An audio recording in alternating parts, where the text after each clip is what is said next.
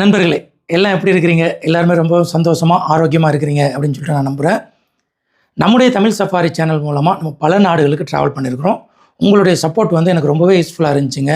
Dubai போயிருந்தோம், Malaysia போயிருந்தோம், Maldives போயிருந்தோம். அது மாதிரி இந்தியாவில் உள்ள பல மாநிலங்கள், கேரளா போனோம், காஷ்மீர் போனோம். அதில் பல வீடியோக்கள் நம்ம எடுத்து போட்டிருந்தோம். உங்களுடைய சப்போர்ட் வந்து எனக்கு ரொம்பவே யூஸ்ஃபுல்லாக இருந்துச்சு. அந்த அடிப்படையில் நம்முடைய தமிழ் சஃபாரி சேனலில் பார்த்தீங்கன்னா கிட்டத்தட்ட ஃபேஸ்புக்கில் 1,10,10,000 ஃபாலோவர்ஸ் இருக்கிறாங்க. அதே மாதிரி யூடியூப்பில் ஒரு 35,000 35,000 பேர் இருக்கிறாங்க. இதில் பார்த்தீங்கன்னா ஒரு 15% மக்கள் வந்து ஸ்ரீலங்கன் மக்கள். இந்தியாவுக்கு அடுத்து தமிழ் சஃபாரி அதிகமாக ஃபாலோ பண்ணக்கூடிய மக்கள் யாருன்னு பார்த்தீங்கன்னா இலங்கை மக்கள் வந்து அதிகமாக பார்க்குறீங்க. நம்ம இடையில கூட ஒரு நாள் நம்ம ஸ்ரீலங்கா போயிட்டு வந்திருந்தோம்.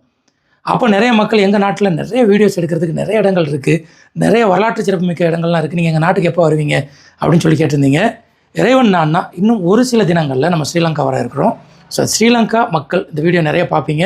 எனக்கு இந்த வீடியோவில் கமெண்ட்ஸில் எங்கெங்கெல்லாம் வரலாம், என்ன மாதிரி ஹிஸ்டாரிக்கல் பிளேஸ் இருக்குது, பாரம்பரியமான உணவு முறைகள் என்னென்னலாம் இருக்குது, எங்கெல்லாம் கிடைக்கும் அப்படிங்கிற ஒரு தகவலை வந்து எனக்கு இந்த வீடியோ கீழே கமெண்ட்ஸில் நீங்கள் சொன்னீங்கன்னா அதையெல்லாம் ஒரு நோட்ஸை எடுத்து வச்சுக்கிட்டு எனக்கு இருக்கக்கூடிய அந்த ஒரு வாரம் 10 நாளில் எங்கெங்கெல்லாம் வந்து வீடியோ எடுக்கலாம் அப்படிங்கிறத எனக்கு வீடியோ எடுக்கிறதுக்கு ரொம்ப யூஸ்ஃபுல்லாக இருக்கும்.